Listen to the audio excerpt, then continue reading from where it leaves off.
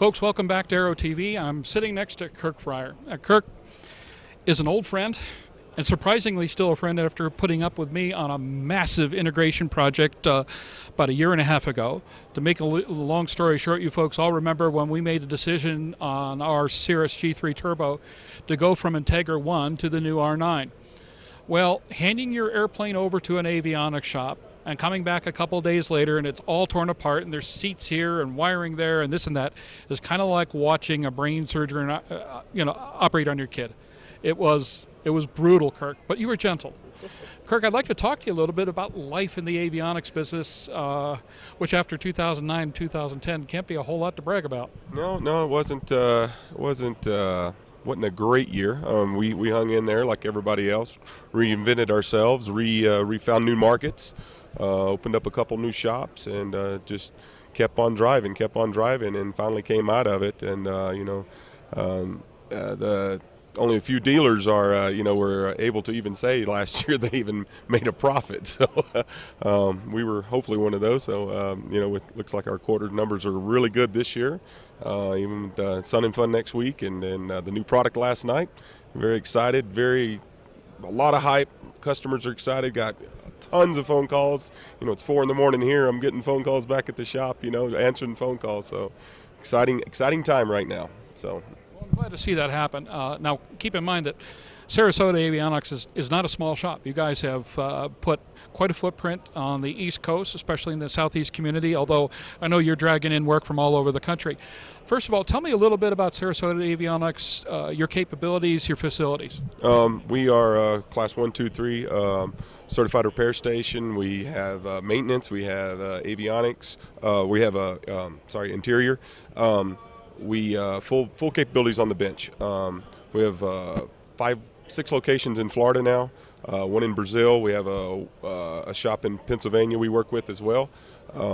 So we have a lot of capabilities and work on any aircraft from anything under 20,000 pounds. So we can do pretty much anything on it. So pretty broad range. Very autopilots is one of our specialties. We have a guy used to pretty much build them at Honeywell. So the King autopilots. We've got a little niches that we do. So that's what you got to find, a niche in this industry to lock onto, and that's why you drive your customers to come to you. So you got a DFC 100 to do very shortly. There we go. 100 to do. So we found a little niche with Cirruses that way too, like you said, and gotten pretty good at those, doing the R9s, and we were very excited about the DFC 90s and the 100 autopilots. Very good autopilot. Very excited about that. So hopefully we can expand that into more aircraft in the future here is what we're hoping. So. I got to give you credit, by the way, for my installation, because mine got done the week before Oshkosh. It literally showed up before the day before. But the thing I like best about it is, we picked it up at Oshkosh. Everybody had put their grimy little fingerprints all over everything. They were in, they were out, they were kicking this, they were kicking that. We fired this thing up a couple days after Oshkosh to go home, and it hasn't stopped since. It's been a flawless installation. Yes, that's what we claim our fame. When the customer comes to pick up the airplane, it's flawless, and that's the way we want it to be, because I don't want him coming back and spending more money, fuel, and back and forth, and aggravation, and there's no way you can keep customers. No way. Now, you've managed to do very well. You've got a good rep. What I wanted to talk about a little bit was, what's your life like? What does the aviation consumer community need to know about what you do in order to, one, pick a good shop, work with a good shop, keep a good shop, because it's a two-way street. It's not that you've got to treat them right. They've got to communicate with you to make sure that their wants and needs are known. Otherwise, you're just whistling Dixie. Right. Well, you said the number one thing, communication with the customer. Communication. That's because the customer doesn't. And maybe a little more communication. Oh, a little bit more. Because a customer doesn't know the ins and outs on how we do things, but if you're telling him on a fairly everyday basis that what's going on with the airplane, hey, we found this problem, we found the communication. Don't come at the end of this job and say, oh, here we go, and this is it. No, communication with the customer. And when you do find a problem, then, and if you talk to him about it, he will be fine at the end of the job. He will. He's not going to be mad. You talk to me about it.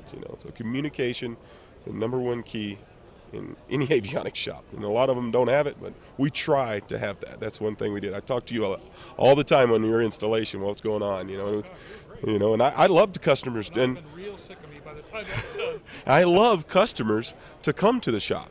You know, come a week later, 2 weeks later, come see what's your airplane's going on.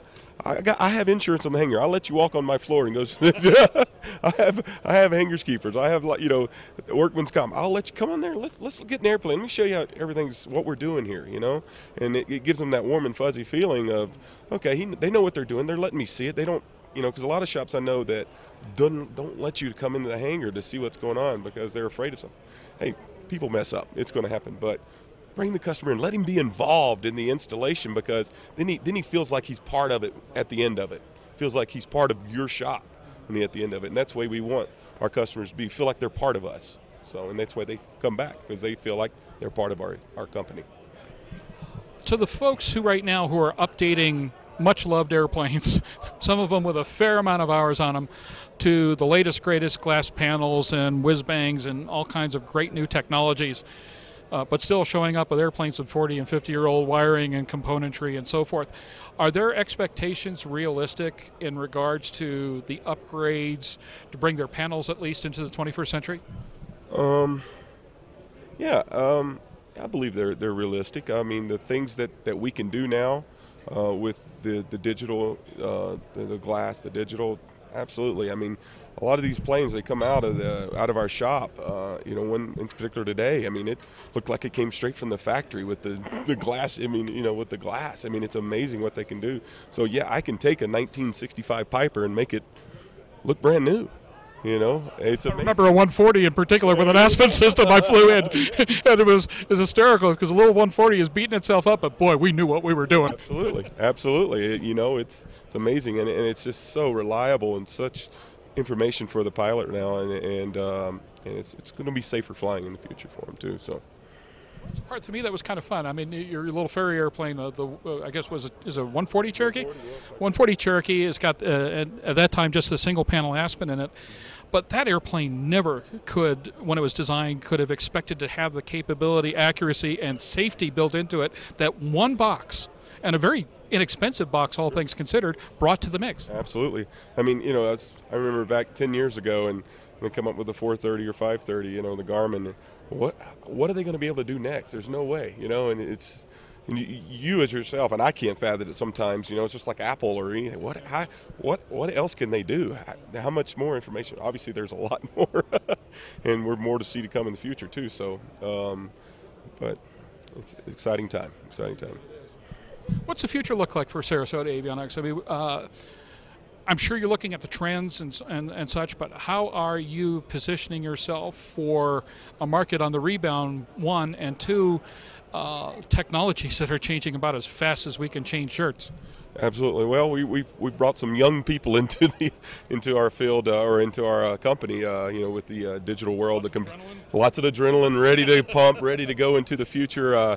Obviously knows more about computers than I do. So because there's just a certain point that I can do about computers. You know, just a gentleman last night, you know, with the new product announcement, stayed up all night getting it on our website, getting it on, you know, for our catalog. I mean, that kind of company. You know, that's where we're looking to, young people driving the market, helping us become into the digital world, because that's where things are going. I mean, everybody is into the digital world. It's less and less paper every day. So, let me put you on the spot for a minute here. Sure. And of course, I've never done this to you before.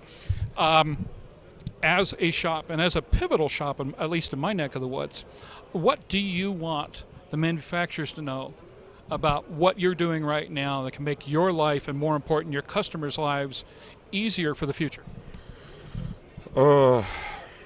Put you on the spot. Yeah.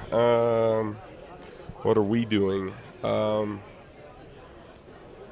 lot of. Well, I don't know. That's a good one. That's a good question. Warranty. A lot of manufacturers don't know what I do. I take myself as, you give me that opportunity to sell your product as a manufacturer. A lot of things, I don't bill the manufacturer a lot of my warranty time. A lot of them don't know that. I mean, they see it at the end of the year and stuff like that, but I do that all the time. And a lot of shops, I know they bill for every little penny, every little thing they do, and it's warranty. You know what? You're giving me that opportunity to sell your product, so I'm gonna give a little bit back to you. And a lot of manufacturers don't realize that sometimes. So, and it helps us, because we get a lot more things. We get a lot more at the end of the year when they do look at their Excel sheet and they're like, God, Sarasota's got the lowest number of RMAs or lowest number of warranty credits. And we get a lot of things back at the end of the year, so a lot of manufacturers need to realize that. Sometimes, most of them don't, but a couple of them do realize that. So, with the announcements that were made this week, we're seeing a resurgence of Honeywell in the GA spectrum. We're seeing collaboration from Aspen with S-Tech, Avidyne, and Honeywell. We're seeing Garmin, of course, the 600-pound Olathe Gorilla, with the GTN 650 and 750, and rumors of other things coming up in a week or so. There's so much happening right now. How does the person out there looking for a way to update their airplane really make a decision in all this? Well, you've got to talk to the customer and see how he flies the airplane. Of course, what type of airplane is it? What's going to be best suited for him?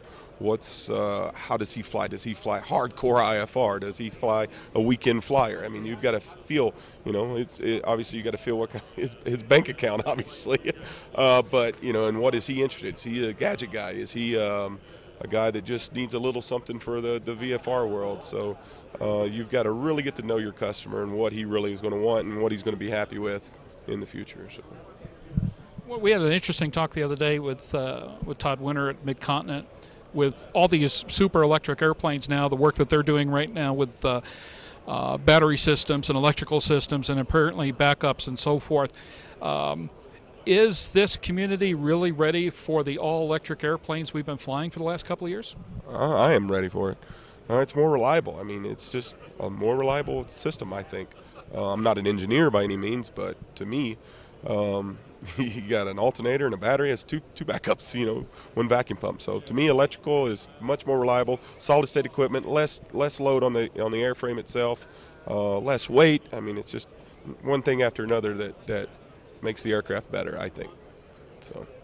Well, it's fascinating to me. I'm flying a Cirrus right now with R9 with 2 ADARs and 2 batteries and 2 independent electrical paths. And down the line, I've got to have Aspen's backup system, which will give me a third isolated. I mean, I'm sorry, I'm 18,000 hours. Nothing wrong with that. I'm just absolutely know that when things really screw up, it's going to be me at the center of it. And it's just nice to know that things are not only safer than they have ever been, but in so many different ways. How do you... And at the same time, the one thing I've found over the last few years is safety is the hardest thing to sell. Why is that?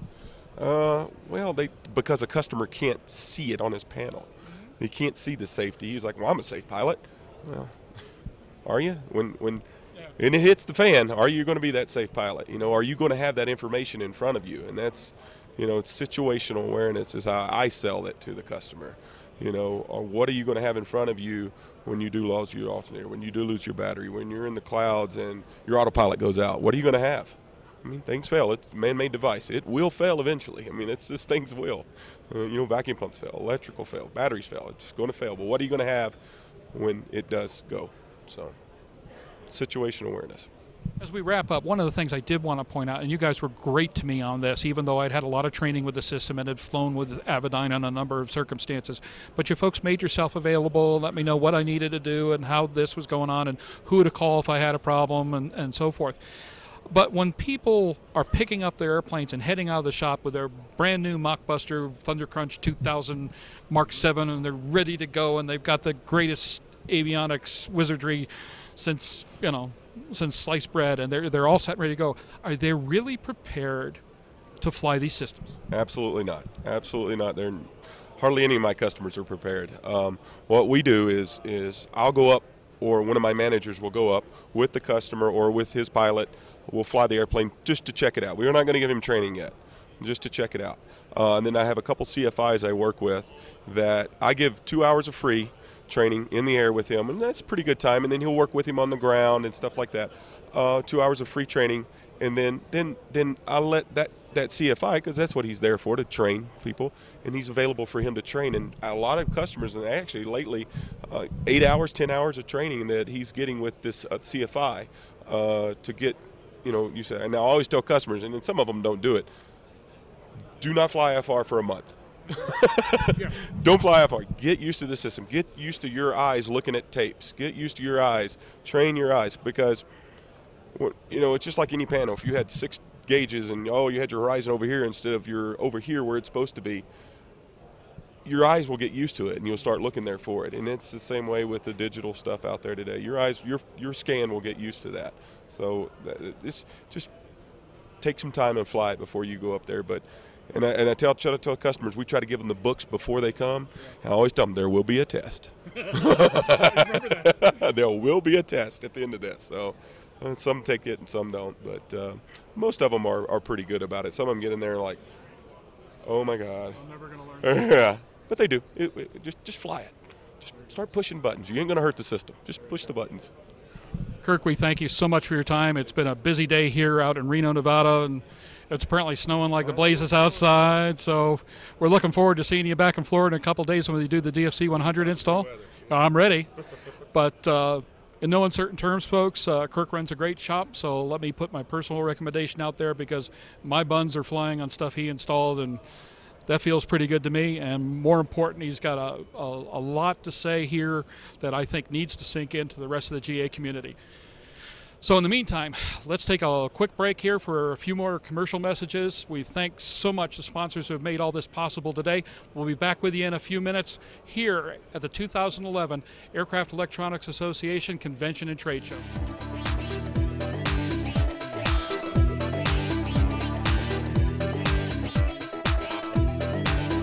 Aero-TV's live coverage of the 54th Annual AEA International Convention and Trade Show is brought to you in part by the following sponsors: